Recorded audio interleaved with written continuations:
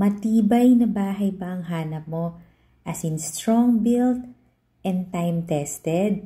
If yes, mako-consider mo tong bungalow dito sa BF Homes Parañaque. Malawak pa yung harapan niya. May 2-car garage. Meron din siyang balcony, oh. Meron tong lot area na 318 square meters. Ang floor area nasa 256 square meters. Ito na nga ang iyong malawak na living area.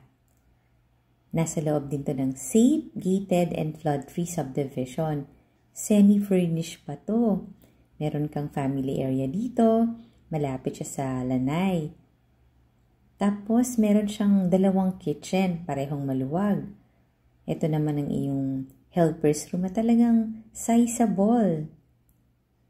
Ito nga yung unang kitchen, no? Yung price and full details nasa description box below the video or nasa comment section. Ito pa yung another kitchen. Nandito na rin yung bathroom ng helper's room. Tapos sa labas malaki pa rin yung space. Kaya kung reasonably priced bungalow ang hanap mo na nasa magandang subdivision dito sa BF Homes, tingnan mo na to. Meron siyang total of 3 bedrooms plus maid's room.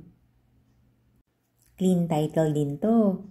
Check natin yung mga rooms. Maganda rin talaga ang mga bungalow sa may mga kids na maliliit or sa may mga senior. Ito na yung master bedroom.